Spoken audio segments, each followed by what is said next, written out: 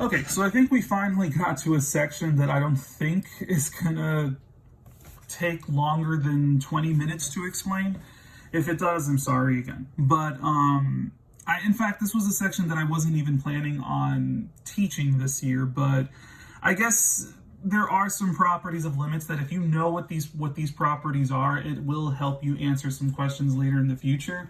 So I figured I might as well do a quick little lesson on this. So let's say over here we have the limit as x approaches a of f of x is equal to L. L is just any number, right? And the limit as x approaches a of g of x is equal to m, just another number. And then find the following limits in terms of L and m.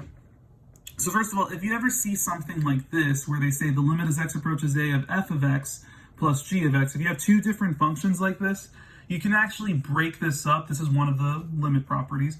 You can actually break this up as the limit as x approaches a of f of x plus the limit as x approaches a of g of x, right? And you can actually just go ahead and work these out separately. So you already know, or we already established, that the limit as x approaches a of f of x is equal to L. So this whole thing is equal to L. And then we take care of this whole thing separately. Plus the limit as x approaches a of g of x, we know is m.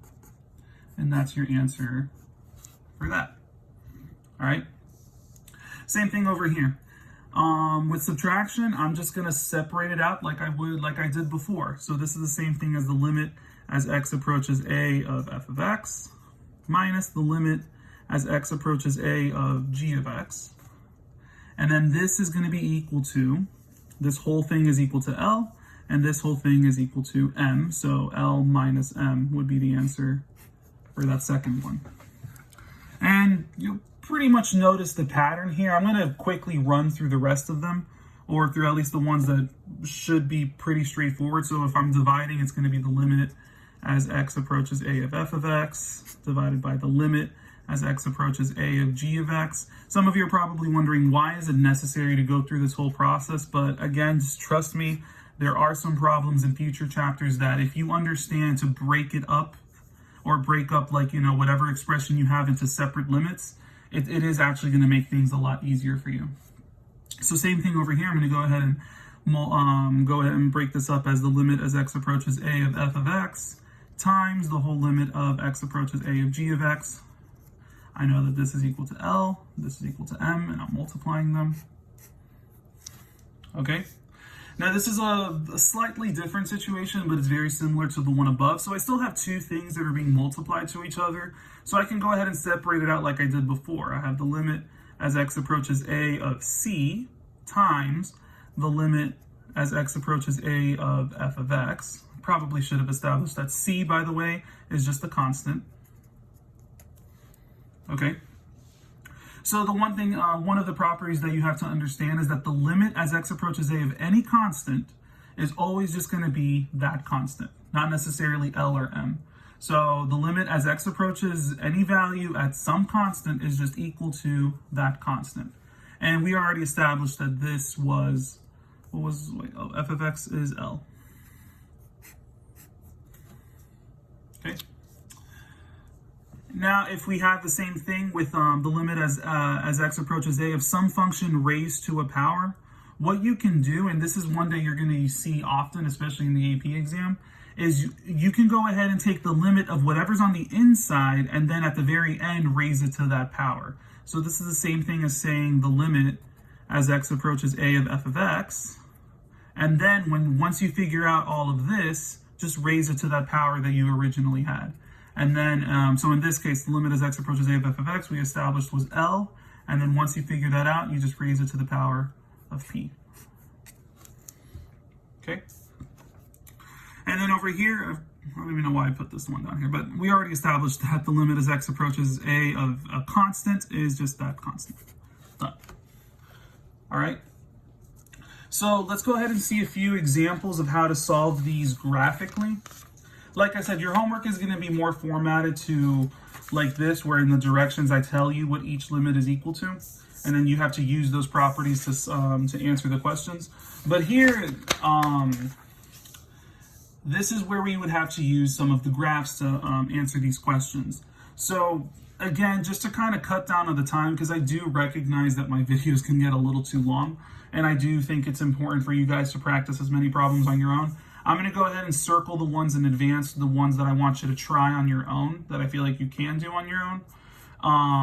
And just like I did with the last section, I'm going to go ahead and post the solutions to the ones I want you to try on your own on within the same page of the video so that you can kind of see it later.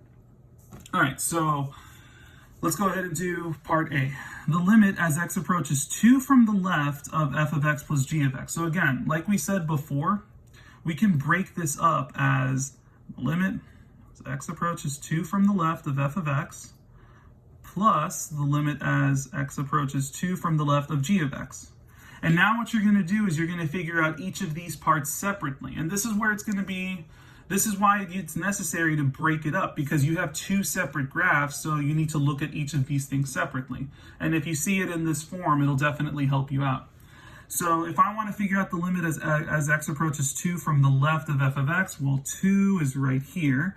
As I approach it from the left, it lands on 3. So that's going to be equal to 3. Plus, and then I have the limit as x approaches 2 from the left of g of x. So here's 2, coming from 2 from the left, I land on 1. So 3 plus 1, I hope we all know by now that that's 4. All right? So I'll do part B now. So for part B, it says the limit as x approaches -1 of 2 times f of x minus 3 times g of x. So again, recognize, or another way of doing this is you can get a constant and put it in front of the limit and just kind of take care of it later. So what we'll do is we'll rewrite this as 2 times the limit as x approaches -1 of f of x, right? Minus 3 times the limit as x approaches -1 of g of x. Okay, so now I can go ahead and, I guess I could just use a different color, but like I can, damn it. All right, so I can go ahead and get solve for each of these things by the graphs, and then at the end multiply it by 2 and 3, whichever one corresponds to what. So again, the limit as x approaches -1 of f of x. Well, let's see, -1 is right here. So as it approaches -1 from both ends, it's -6. So this value right here is going to be -6, and then we got to multiply that by 2. Oh, you can't even see it. So this whole value is going to be -6, and then you're going to multiply this whole value by 2. And then we're going to figure out the limit as x approaches -1 of g of x. So as x approaches -1 of g of x from both ends, it is equal to -1. So I know that this is -1.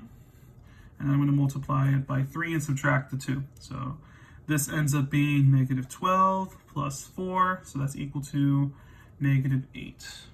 Let me just make sure. Got to double check. I want to make sure I'm doing these right. Whatever, I trust it. So C is one that I want you to do on your own. D is one that I think you can handle on your own. E is also another one that I think you can handle on your own. So let's go ahead and do F. So this is what I mean by if you have a function raised to a power, just take the limit of that function separately and then at the end raise it to that power. So I would rewrite this as the limit as x approaches -2 of f of x. Oops, sorry, let me mute my computer. There we go. I didn't even mute it. Hold on. All right, so you would do the limit as x approaches -2 of f of x, and then once you solve all of this, at the very end, raise it to the power of 2. So I'm going to go back over here.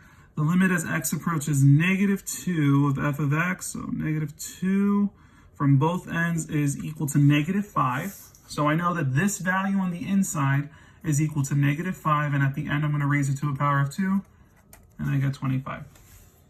All right, it's pretty straightforward so far. Well, I think I'm going to get this done in 10 minutes. Let me not speak too soon. So, H and I want you guys to do later. And then for G, as the limit as x approaches 2 from the right of all of this. So, hopefully you remember from the past that the square root, that's the same thing, like the square root of x is the same thing as saying x to the 1/2 power. So, I'm going to go ahead and rewrite this as, I'll rewrite it in two steps. I'll do the limit as x approaches 2 from the right of g of x, 2g of x, sorry. And then all of this will be raised to the power of 1/2, okay? And then I'll do it like in another part too. So in another step, I'll move the 2 in front of the limit. So I'm going to break this up, simplify this even more. So I'm going to do 2 times the limit as x approaches 2 from the right of g of x. Okay, and then all of this at the very end is going to be raised to the 1/2 power or square rooted at the end, however you want to think about that. So the limit as x approaches 2 from the right of g, so we're looking at g of x now. Excuse me. So as it approaches 2 coming from the right, that is 6. I think, I can't even tell. Yeah, that's 6.